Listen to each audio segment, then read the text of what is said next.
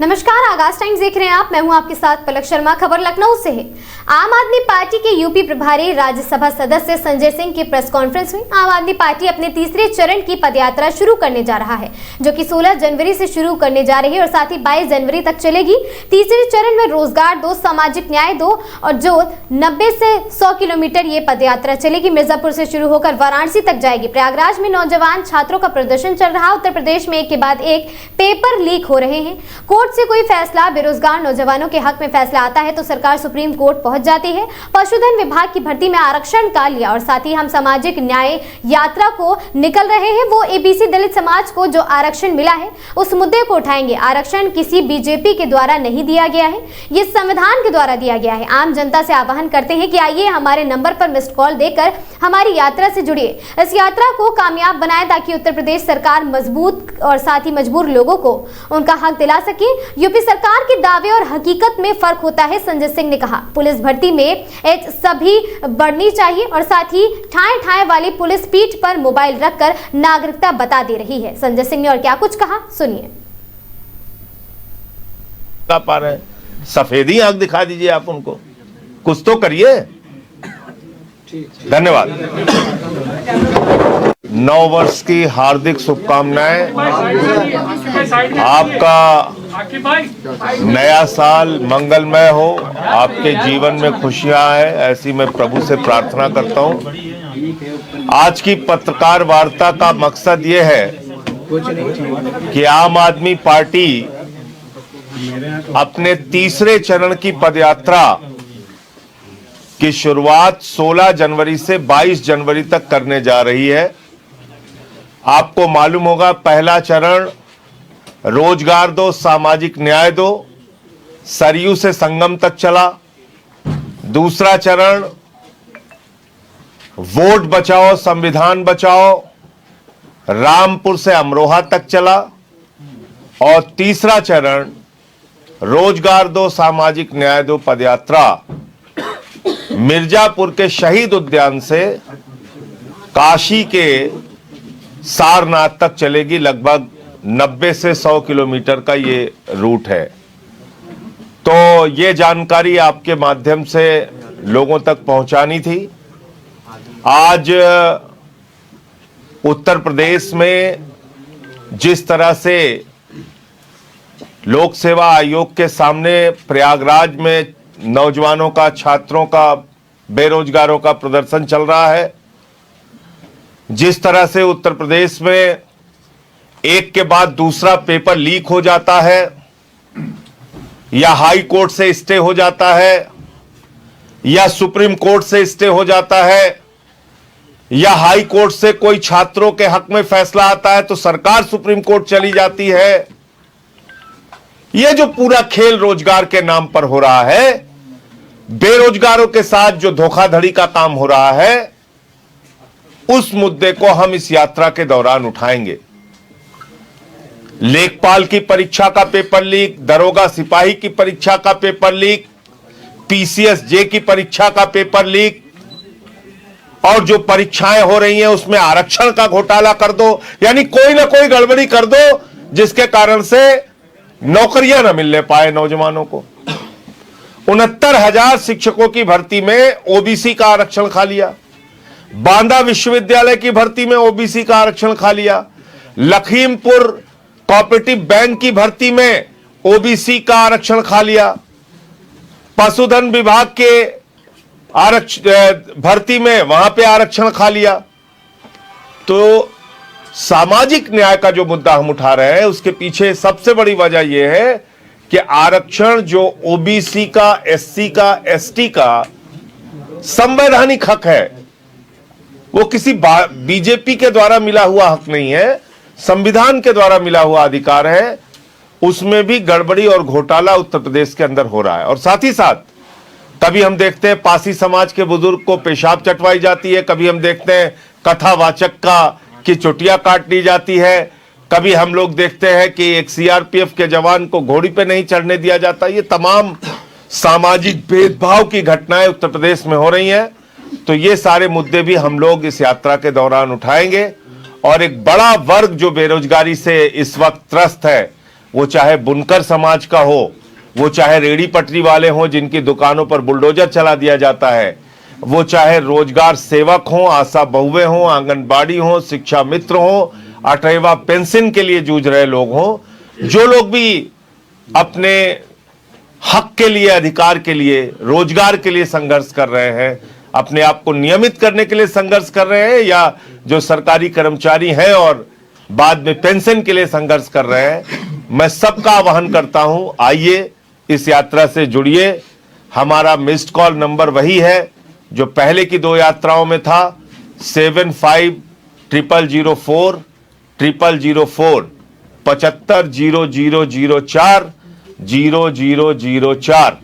तो इस नंबर पर मिस्ड कॉल देकर और 8588841358 पर कॉल करके आप यात्रा का हिस्सा बन सकते हैं, यात्रा के साथ जुड़ सकते हैं और इस यात्रा को लोग कामयाब बनाएं और उत्तर प्रदेश की सरकार मजबूर हो लोगों को नौकरियां देने के लिए, उनके मुद्दों पर ध्यान देने के लिए।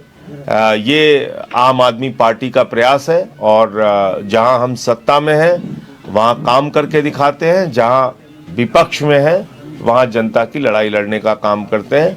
हमारा यही सिद्धांत है और उस पर ही आम आदमी पार्टी काम कर रही है। और तीसरे चरण की यात्रा के लिए कल काशी प्रांत में मीटिंग भी हुई और मुझे पूरी उम्मीद है कि बहुत ही सफल और अच्छी यात्रा, जैसे 2 यात्राएं हमारी हुई वैसे ही ये पदयात्रा भी होगी। डेट बता दीजिए, किस डेट से? 16 जनवरी से 22 जनवरी तक मिर्जापुर शहीद उद्यान से काशी वाराणसी के सारनाथ तक यात्रा जाएगी। योगी सरकार नलमणि त्रिपाठी जो कि विधायक है भारतीय जनता पार्टी के, उन्होंने मुख्यमंत्री योगी आदित्यनाथ को पत्र लिखा है कि पुलिस भर्ती में सामान्य वर्ग के लिए आयु सीमा में 3 वर्ष की छूट दी जाए। नहीं, देखिए, जो भी होगा वो नियम कानून के तहत होगा ना। किसी एक आदमी के चिट्ठी लिखने से कुछ नहीं होगा। आयु सीमा में छूट जो संवैधानिक रूप से मिल रही है वही मिलेगी, एक बार सबको मिलेगी। एक बार 3 साल की छूट दी जा चुकी है यूपी में ही, जब 60,000 भर्ती निकली थी 2023 में, तब तमाम लोगों ने विरोध किया था कि लंबे समय से भर्ती नहीं निकली है, तो 3 साल बढ़ाया गया था। तो फिर सबका बढ़ाइए ना, सबके लिए एज बढ़ाइए, क्योंकि उम्र तो सबकी बढ़ रही है, वो चाहे सामान्य वर्ग का छात्र हो या ओबीसी SC ST के छात्र हो। तो आयु की सीमा सबके लिए बढ़ाइए। उनको जो पहले से छूट मिली है ओबीसी SC ST को, उसमें भी और बढ़ाइए सीमा। सामान्य वर्ग की बढ़ाना चाहते हैं तो उनकी भी बढ़ाइए। और भर्ती नहीं निकली, ये किसका दोष है? भर्ती नहीं निकली उसके लिए कौन जिम्मेदार है? भारतीय जनता पार्टी की सरकार जिम्मेदार है, योगी आदित्यनाथ जी की सरकार जिम्मेदार है। एक तरफ आप पिछड़े वर्ग के लोगों का आरक्षण खा रहे हैं, उसमें कोर्ट का फैसला आ रहा है। मैंने वो मामला पार्लियामेंट में उठाया था 69,000 शिक्षक भर्ती का, और आज तक वो भर्ती फाइनल नहीं की गई। तो इसका भी निस्तारण कीजिए ना। योगी सरकार 125 करोड़ निवेश के साथ में खाद्य प्रसंस्करण इकाइयां लगाने की बात कर रही है, इससे आय दुगनी होगी किसानों की, ऐसा कह रहे योगी आदित्यनाथ। देखिए भैया, हमने इसी प्रदेश में देखा है 5 रुपए और यहां तक कि शायद 50 पैसे या 1 रुपए तक का चेक किसानों को मुआवजे के रूप में बांटा गया था, उनको अपमानित किया गया था। हमने इसी प्रदेश के अंदर देखा है गन्ना मूल्य के लिए किसानों को लाठी खाते हुए। हमने इसी प्रदेश के अंदर देखा है खाद की एक बोरी के लिए लंबी लंबी लाइनें लगाते हुए और किसान की मौत होते हुए। तो अब ये किसानों को बढ़ावा देने के लिए खाद्य प्रसंस्करण के लिए 125 करोड़ रुपए देने की उनकी क्या योजना है, क्या जमीन पर उतर के आती है, वो देखना होगा। क्योंकि जब यहाँ पे इन्वेस्टर समिट होती है तो दावा किया जाता है उत्तर प्रदेश में 40 लाख करोड़ रुपए का इन्वेस्टमेंट होगा। अब 40 लाख करोड़ रुपए में तो उत्तर प्रदेश स्वर्ग बन जाएगा। जमीन पे 40 करोड़ भी नहीं आता है। तो इसलिए दावों और हकीकत में जो फर्क है वो समझने की जरूरत है। उत्तराखंड सरकार की महिला मंत्री के पति बिहार से दुल्हन खरीद कर लाने की बात कर रहे हैं। हाँ, तो यही सब तो इनकी भावना है भाई। महिलाओं के प्रति इनकी जितनी गंदी सोच है उसकी आप कल्पना नहीं कर सकते। अंकिता भंडारी का मामला सामने आया, उन्नाव का मामला सामने आया, इतने अनेक मामले सामने आए जिसमें कि आपको साफ तौर पे दिखता है कि भारतीय जनता पार्टी या उनके नेताओं के मन में महिलाओं के लिए कोई सम्मान नहीं है। और ऐसी बातें वो ऐसे हरियाणा का भी एक इनका नेता बोल चुका है बिहार के लोगों के लिए। बिहार इस देश का हिस्सा है, बिहार के महिलाओं का सम्मान है, वहां के लोगों का सम्मान है, वहां के नागरिकों का सम्मान है। आप ऐसे रोज वहां की महिलाओं को अपमानित करेंगे और ये सीखते हैं सब प्रधानमंत्री जी से। प्रधानमंत्री जी एक रैली में गए थे तो उन्होंने मुजरा जैसे शब्द का इस्तेमाल किया था, बिहार के अंदर ही किया था। अभी 3-4 दिन पहले का एक वीडियो आया है गाजियाबाद का, उसमें बेचारे बिहार से करीब 15-17 साल से आके लोग वहां रह रहे हैं साहिबाबाद में। अब वो बिहारी को कह रहे हैं तुम बांग्लादेशी हो। और उत्तर प्रदेश की इतनी शानदार पुलिस है, उत्तर प्रदेश की धाए धाए ठाए ठाए क्या क्या नाम इनका दिया गया है, तो धाए धाए ठाए ठाए वाली पुलिस कहती है मोबाइल तुम्हारे पीठ पे लगा रहे हैं, तुम्हारी नागरिकता पता चल जाएगी किस देश के हो। आपने मजाक बना लिया है, सिस्टम का मजाक बना दिया है। एक इनके मंत्री हैं, 20 लोग मर गए गंदा पानी पीने से, उनको शर्म नहीं आती। नगर विकास के मंत्री हैं कैलाश विजयवर्गीय जी, इंदौर में उनको घंटा फर्क नहीं पड़ रहा है। उनको जो है वो कह रहे हैं ये सवाल फोकट का सवाल है।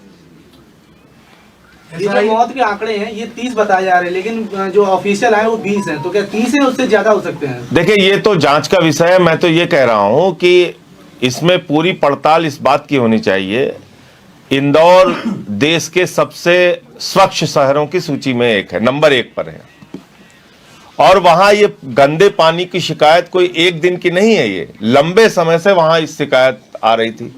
तो अगर लंबे समय से वहां गंदे पानी की शिकायत आ रही थी, उस पे कौन कौन से अधिकारी हैं जिन्होंने कार्रवाई नहीं की, कौन कौन से लोग उसके लिए जिम्मेदार हैं, तो उन सब के ऊपर कार्रवाई तय होनी चाहिए, उनके ऊपर कार्रवाई। और ये हत्या है।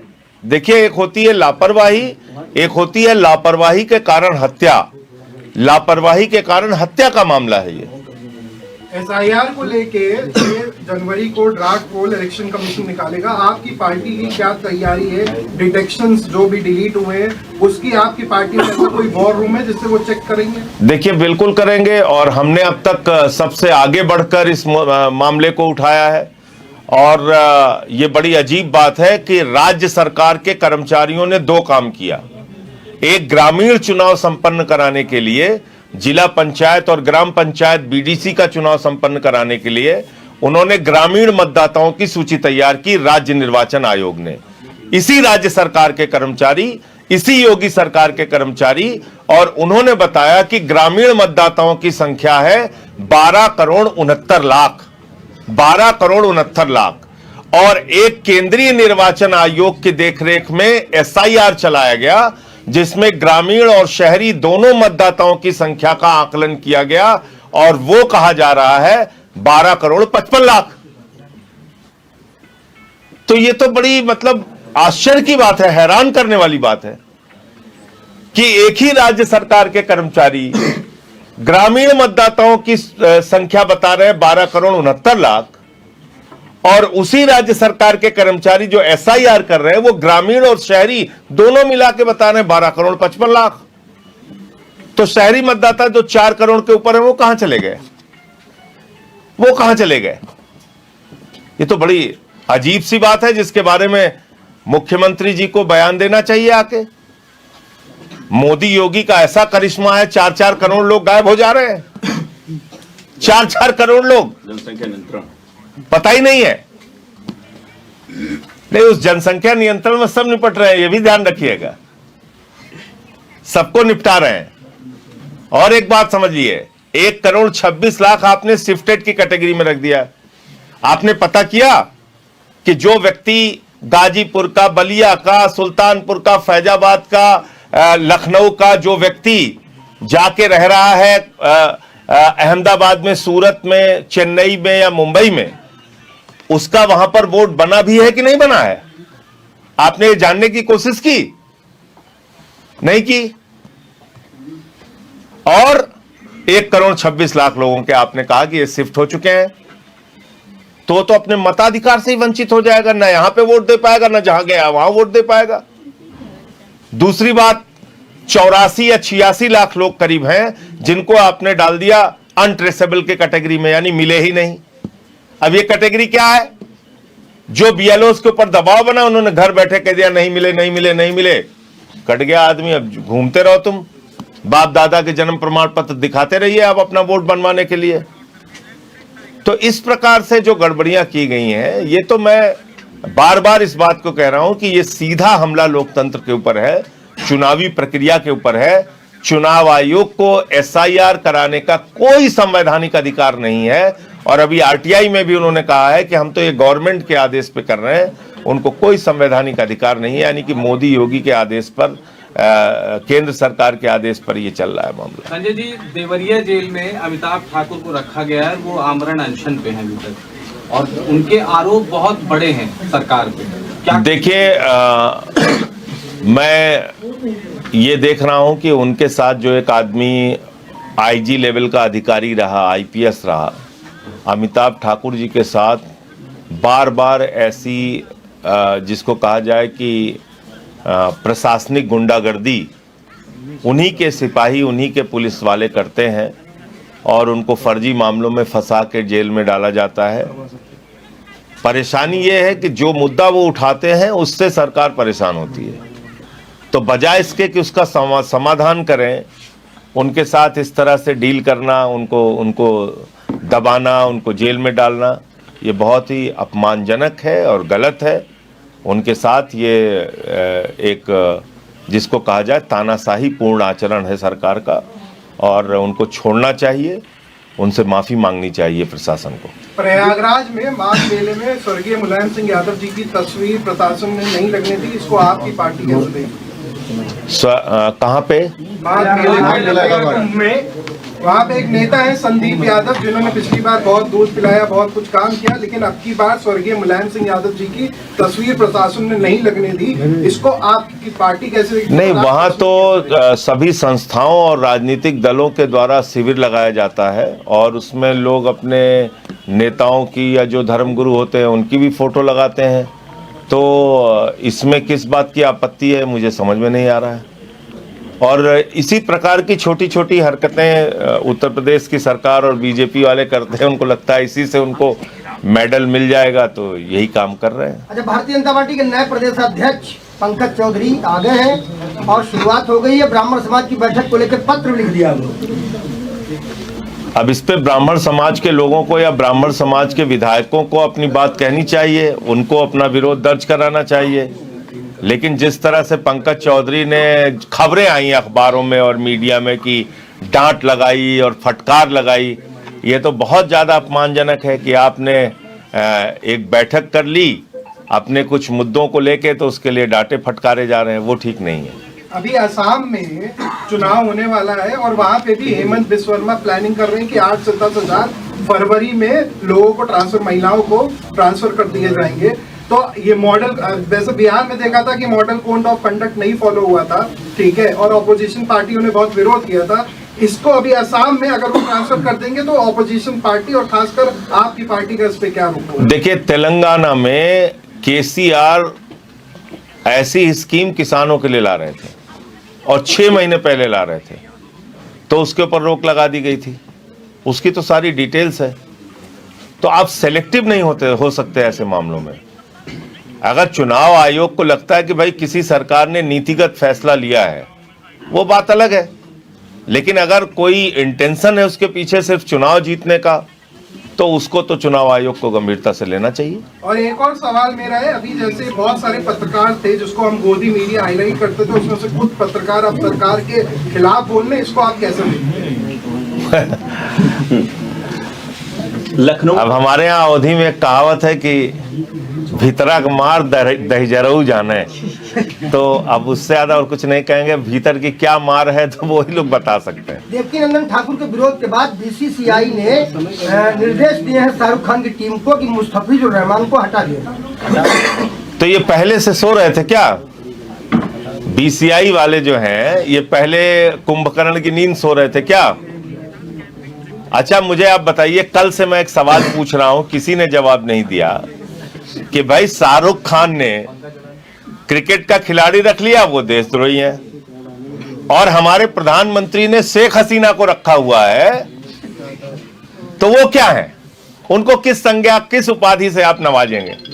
ये भी छोड़ दीजिए आप, अडानी जी जो हैं, उनके प्रधानमंत्री जी के सबसे घनिष्ठ मित्र जो हैं, वो हिंदुस्तान की बिजली झारखंड को सप्लाई कर रहे हैं। और मैं अभी आपको खबर दिखा सकता हूं कि उनको बिना टेंडर के शेख हसीना ने बिजली का टेंडर दिया था सप्लाई करने का बांग्लादेश में। खबर है मेरे पास, मैं आपको दिखा सकता हूं।